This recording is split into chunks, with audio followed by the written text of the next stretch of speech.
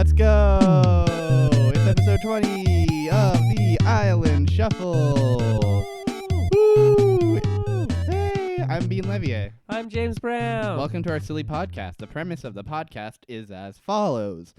We're watching the television show. It's called Lost. It aired on ABC from 2004 to 2010. And it was a heavy serialized mystery type show that did all kinds of crazy shit. But here's the twist. We're watching it out of order. So heck be to the mystery. We're just in it for the drama. Yeah. Yeah. This way we can really, take episodes Yeah. in a way that they were not meant to be taken. Yes, exactly. We say fuck B to ABC. Fuck B to JJ and Damon and Carlton. We're watching this show how we freaking want to watch it. Yeah. You're not going to tell us how to watch your show. We're going to watch it in our own dang way. Yeah. Yeah. So what do we watch this week? We watched season 3, episode 21. Yeah. Which I forget what it was named. It was named Greatest Hits. Greatest Hits. And it revolves around a little guy that we call Charlie. Oh man, we should do things in unison more often. It's very satisfying. I feel like we're naturally getting there. So by episode 50 or 60, we'll just the full podcast will just be us talking in complete sync. We'll the whole start time. proper harmonies and whatnot. Oh my god, about time if you ask me. This episode revolves around Charlie. It's late in season 3, about as late as you can get, and it's a pretty good episode, I thought. It was a great episode. It was a lovely little episode. Comparatively, it's top tier. Definitely a top tier episode of Lost. Top tier, if you ask me. So season 3. Let's refresh our listeners and ourselves. Charlie's whole arc this season has been that Desmond keeps predicting gruesome ways for him to die, and he keeps stopping it from happening. But he keeps seeing different ways that he's gonna die. So no matter what he does, Charlie's gonna die someday. Fuck. It's fucked up. And in this episode, finally, Desmond says, here's a flash I saw today. I saw Claire and Aaron. Claren getting on a helicopter and getting rescued from this miserable island.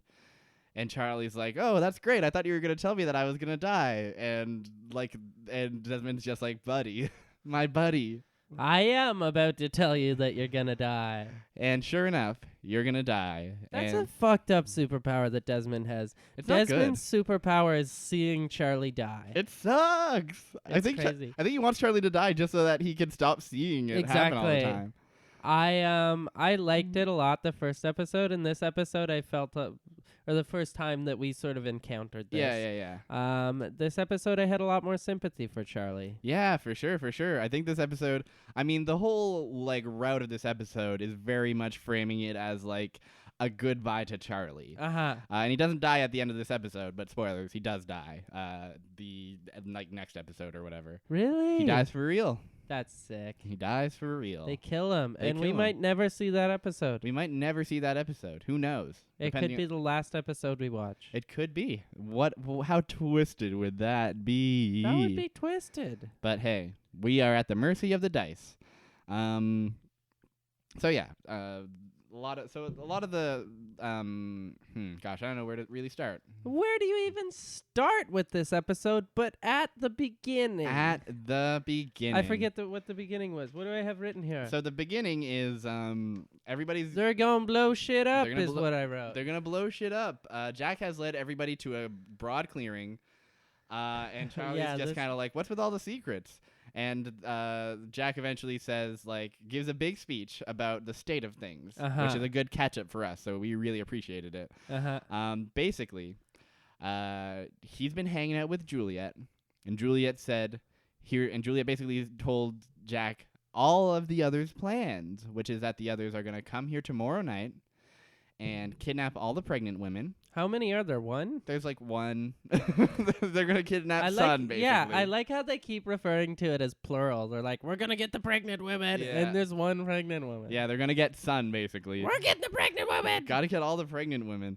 So they're, but Jack, you see, he's sick of running from these crazy bad guys. I'm tired of running from these crazy bad guys. That's like just what he says. And he says, well, look, as soon as Juliet said this, I went to that crazy lady in the woods named Danielle and got her to bring me a bunch of explosives. And guess what? Snap, kaboom, a big tree goes boom. Kabloom. And everybody's like, wowee. And he says, guess what? For the first time, we have the drop on them. So we're going to plant explosives, and we're going to blow them up. And the whole camp goes, yay, wow. I like how this is one of the first episodes where we see people, like, people are always almost dying and stuff, and there is a lot of violence in the show. But this is one of the first, like, real excitement about mass murder scenarios. Mm-hmm. Like, they really want to kill, like, 40 people. They're really ready to kill these people who, in fairness, in both sides' fairness, they're coming to kidnap the pregnant women. Well, to be fair to them, though, there's only one pregnant That's woman. true. Yeah, one pregnant woman. They keep versus pluralizing it to make it, that's their propaganda, right? They're like, they're going to exactly. take all the pregnant women. Exactly. And they're like, we only have one. Yeah, exactly. But, like, all of them. If they can take one pregnant woman, they can take all pregnant women. There's only one. There's only one.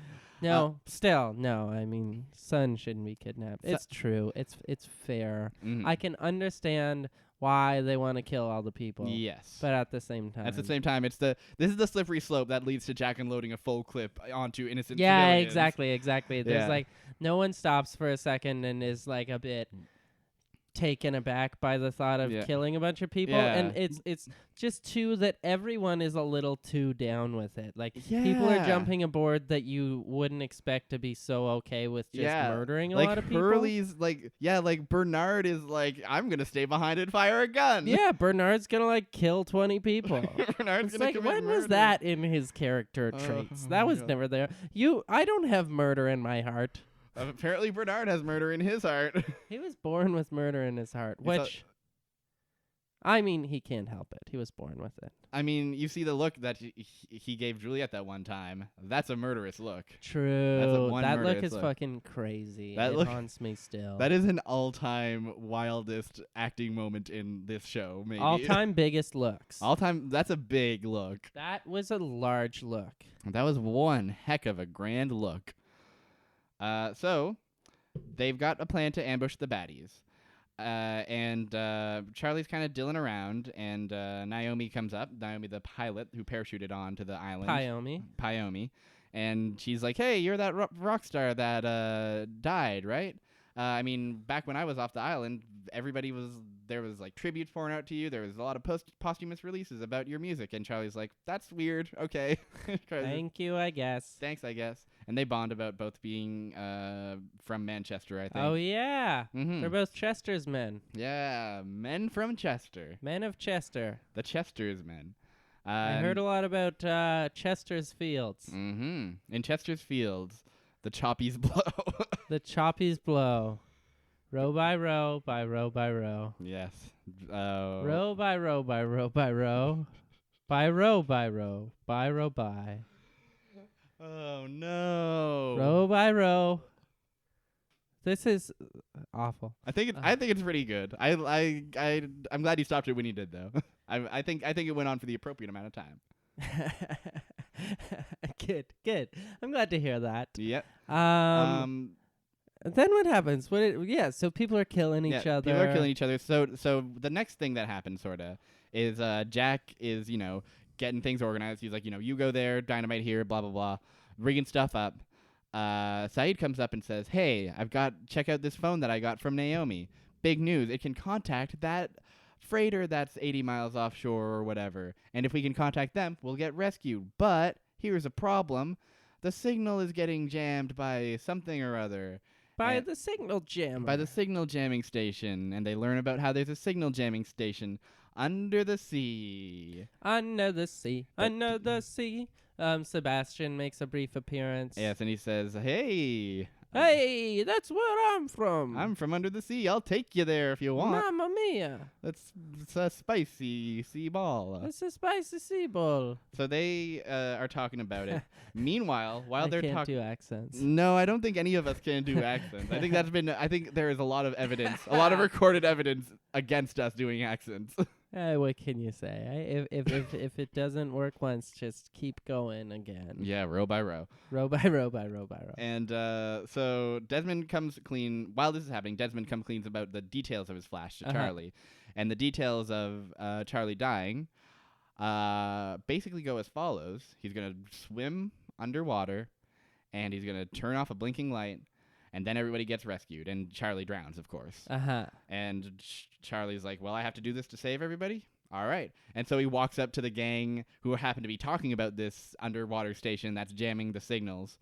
And so they... and Charlie comes up and he's like, okay, well, I'll do it. You guys need this person to swim under there and grab that station? I'll do it.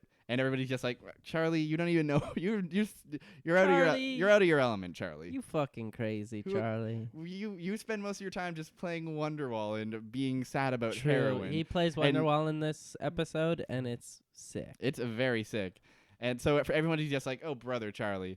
That's Desmond. Oh yeah, brother He's like, Charlie. oh, brother Charlie. Yeah, what were you just saying about accents? Hey, brother. Hey, brother. Hey, brother. That's my Desmond accent. Here's my Desmond. Hello to my brother. Good impersonation. Hey there, brother. So meanwhile, we get a scene of a bunch of people kind of like assembling fuselage, and we see a scene of Bernard and Rose tying knots together. And Bernard's tying the knot. They've already tied the metaphorical knot of their marriage, and here they are, and they tie a knot, and he's like, I know how to make a knot. I'm a big man.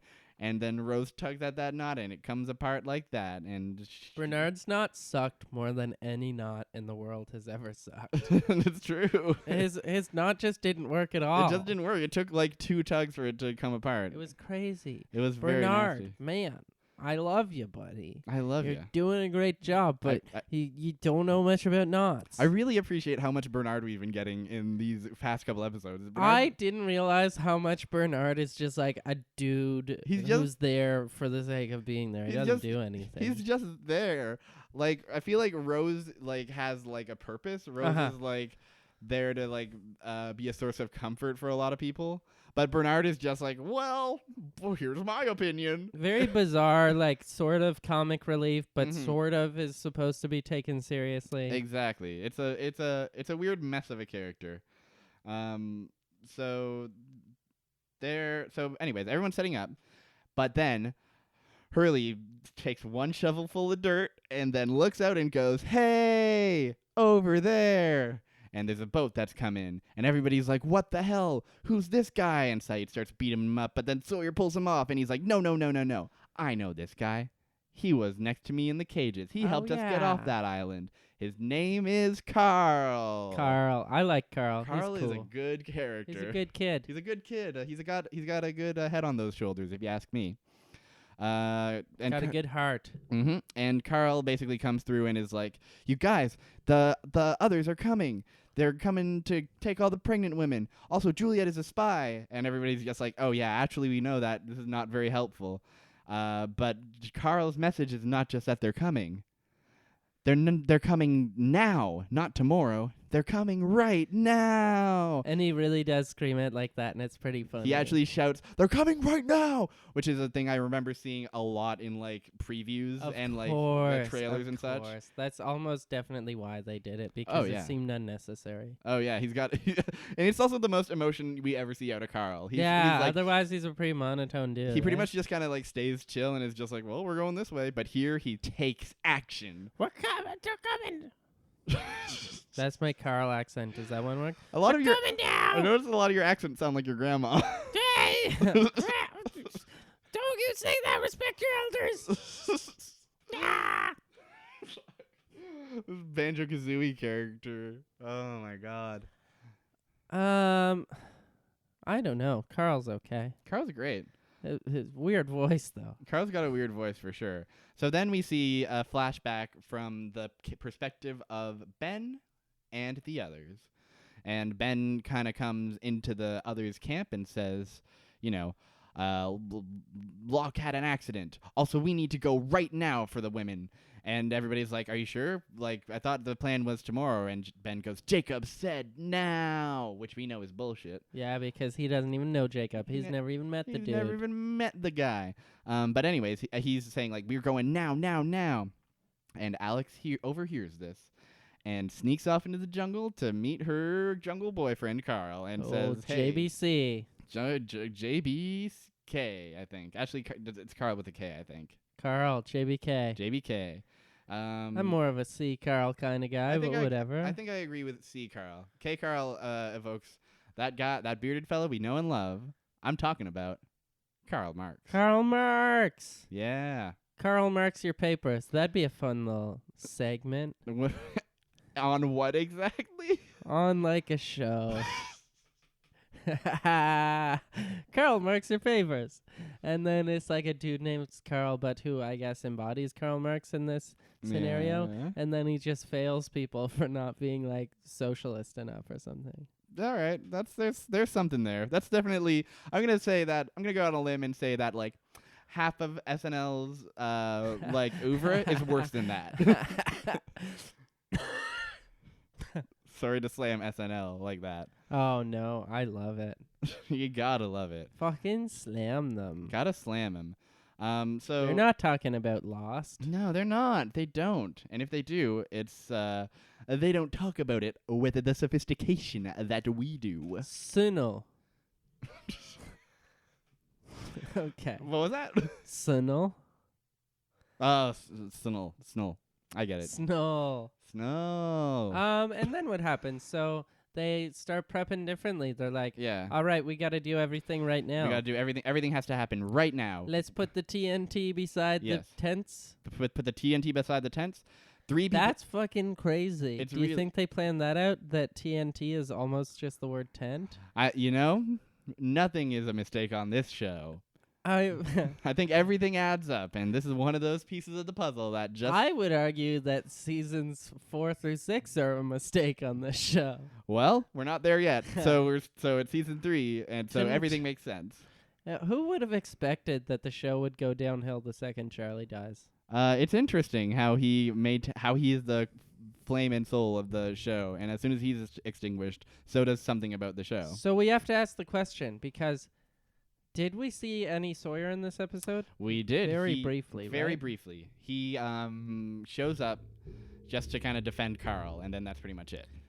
But who did we see the most of in this episode? Well, we certainly saw the most Charlie in this episode, which I haven't been talking about because I kind of want to get through the steps. But yeah, it's a lot of Charlie in this episode. Is Charlie the main character of the show?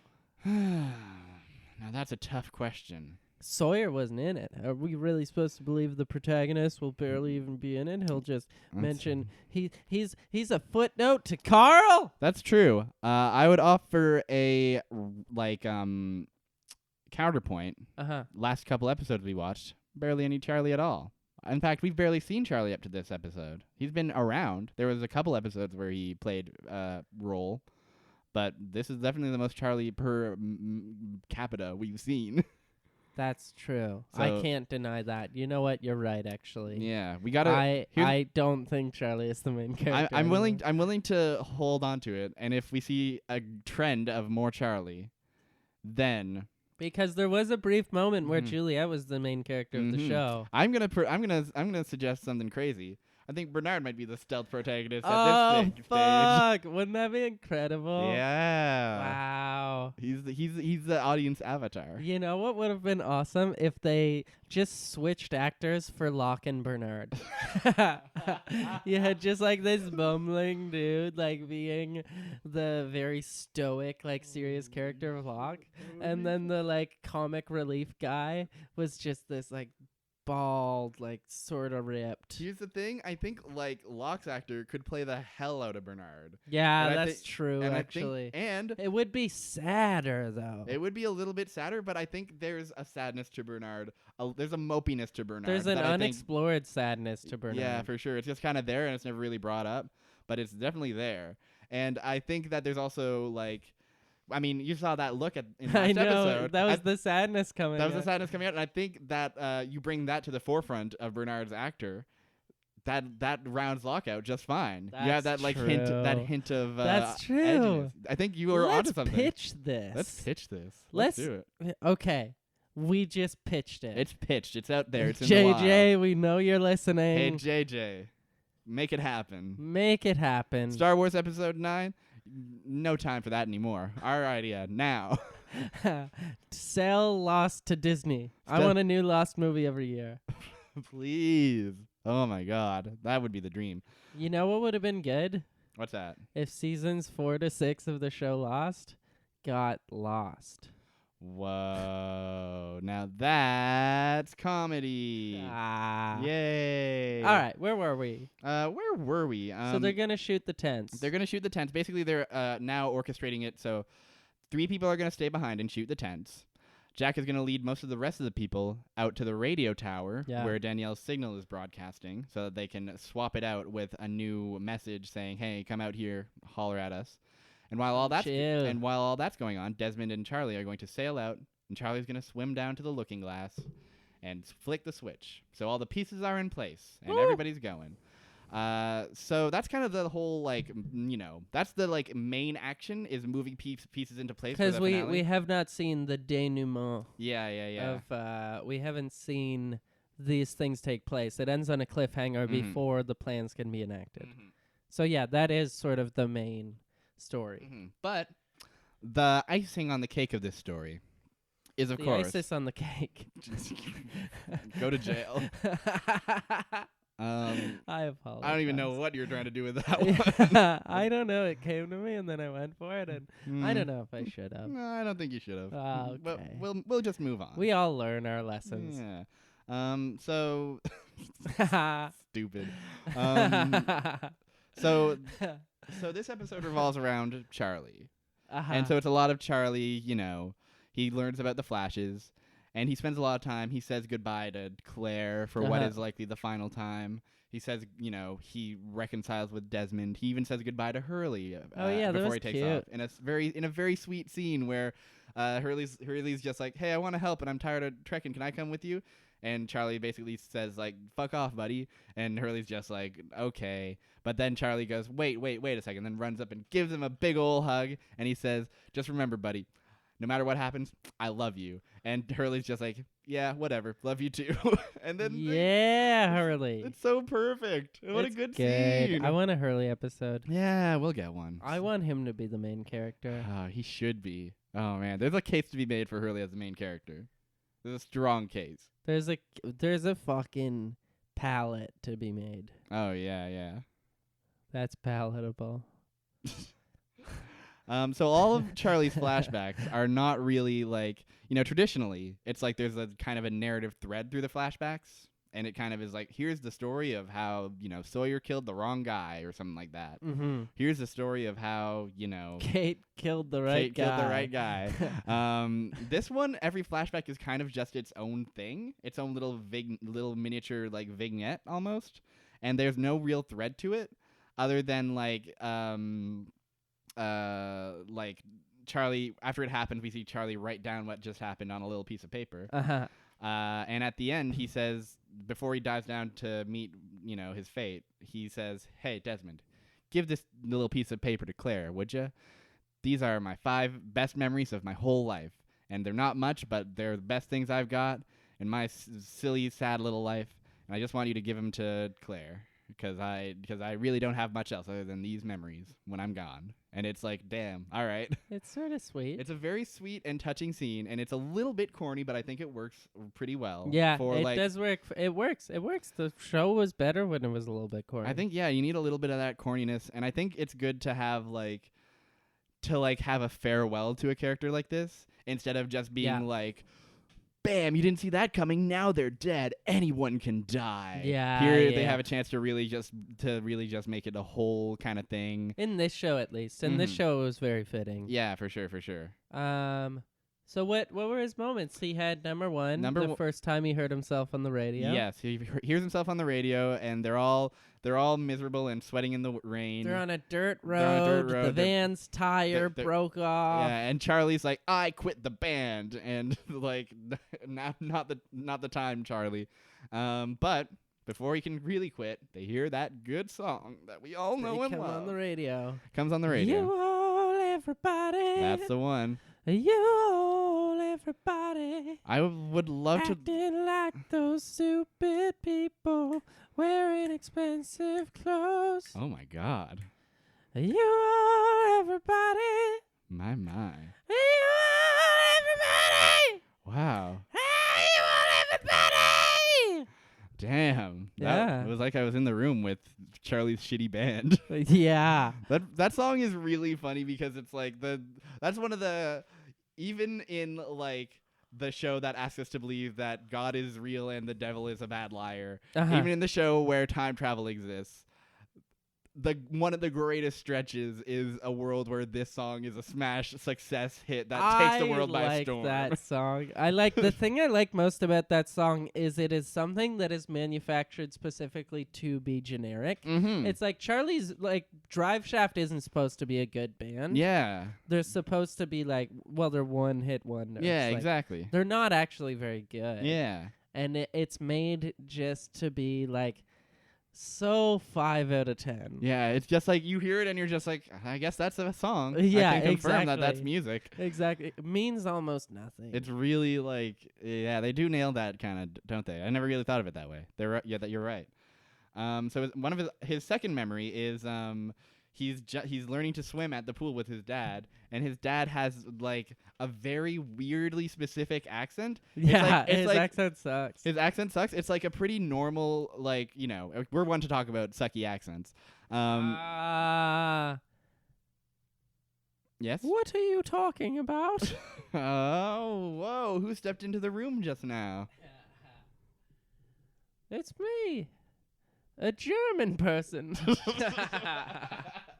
Oh, well, you didn't have to say that. I could tell clearly. Yeah, I guess so. It sort of ruins it. Yeah.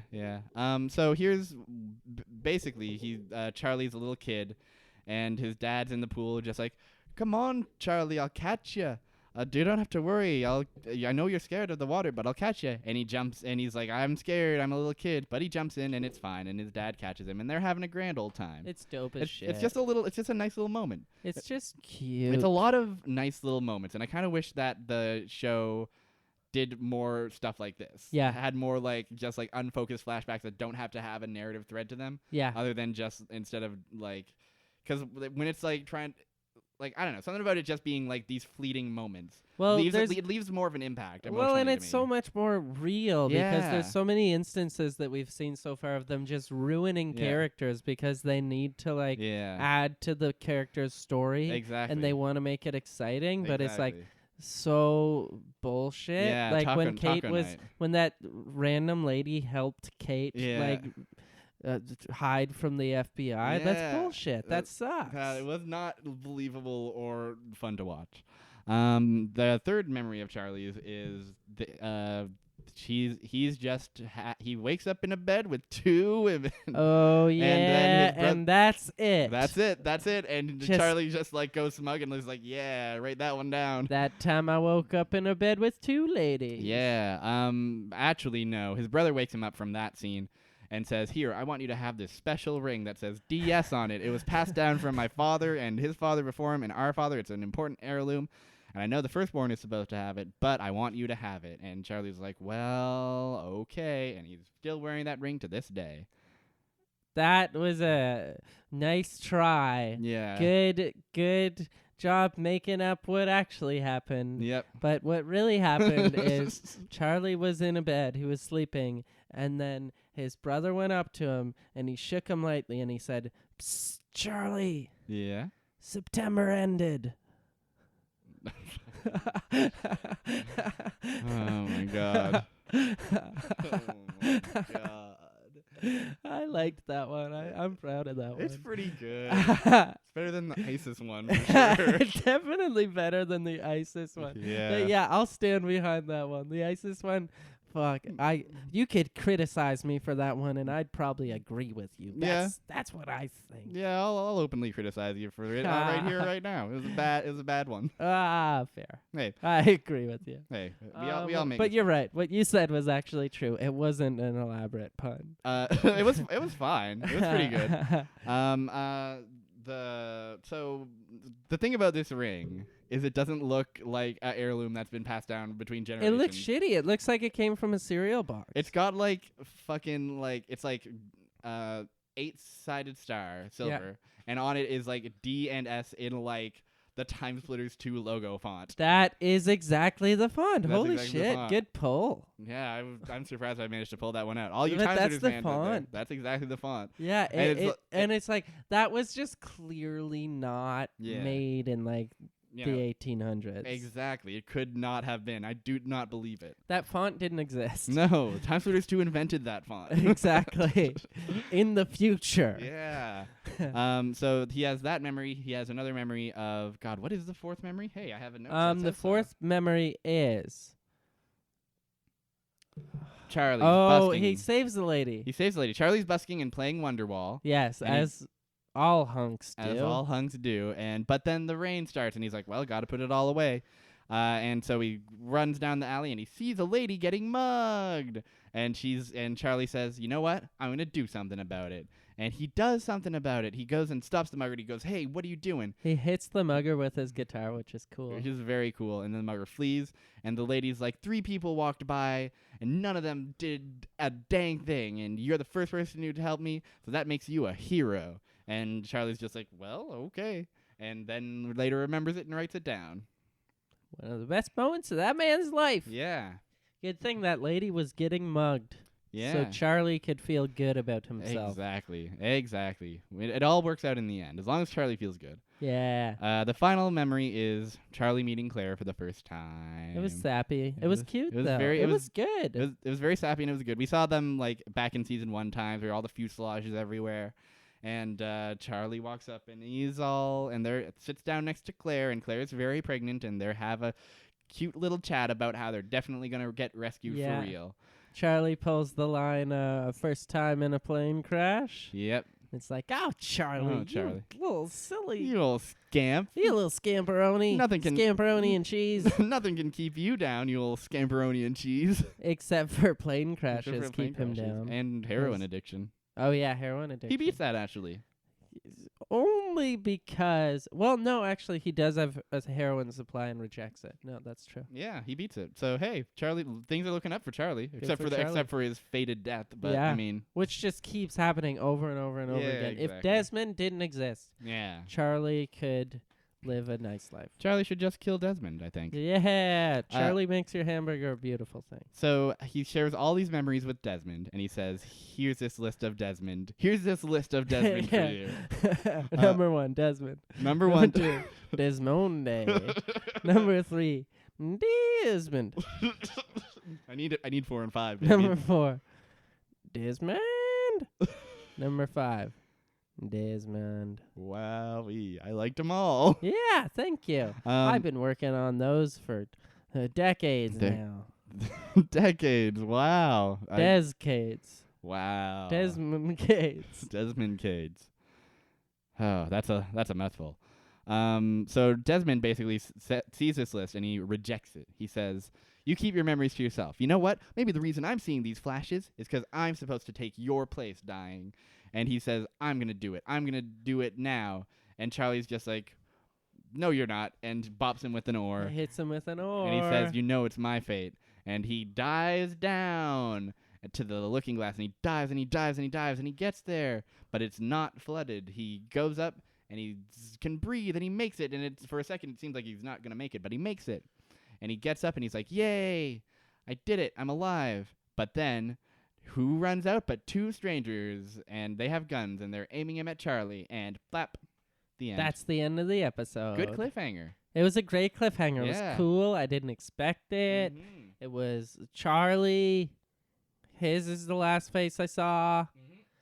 No, that was a good episode. Yeah, I like that episode a lot. There's a lot of it has that classic feel of like every like all the gang on the island is all together and they've got a plan and they're gonna do something. Yeah, exactly. And there's disagreement. Yeah. And there's danger. Yeah. There's excitement. And there's sweet tender moments. Yeah, and there's stakes, and then the stakes are accelerated by the arrival of Carl. Uh-huh. And there's also a very human center of it all, which is Charlie thinking about how he's gonna die. Uh-huh.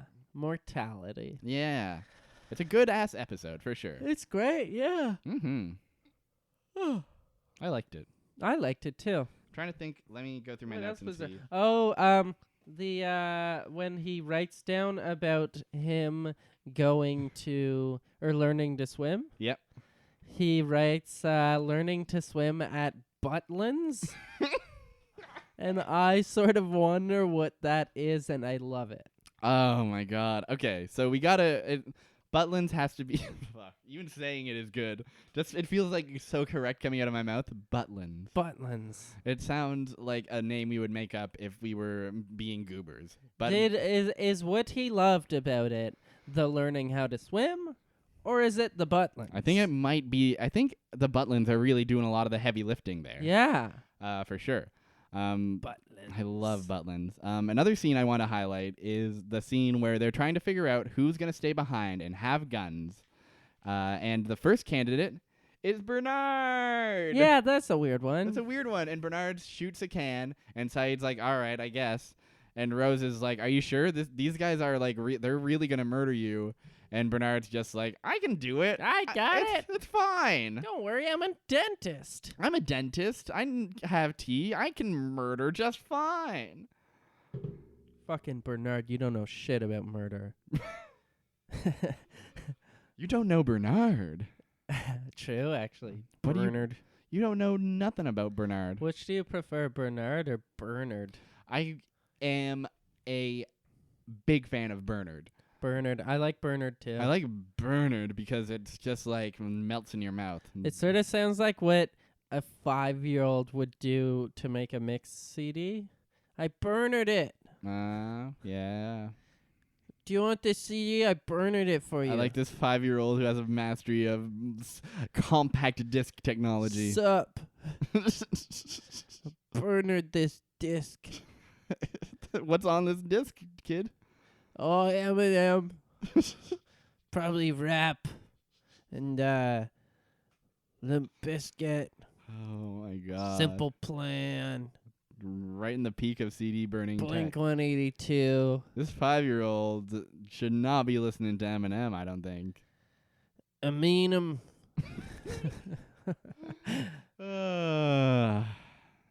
I mean him. I mean him. Okay. Hey. I mean him. Ah! You all right? Yeah, I'm getting there. You're getting there. You're getting all right. So that's a good episode of television. Yeah, that was a great episode. It was like episode. It didn't suck. Yeah, it was. It's I didn't always hate it. It's always weird how like disparate the quality of the first 3 seasons and the last 3 seasons are. We said this before, but like it's so like it's such a divide. This was in quality. good TV, and even like this is the very end of season 3, and it was good. It was really good. It was really wholesome and heartwarming. Fuck. Yeah.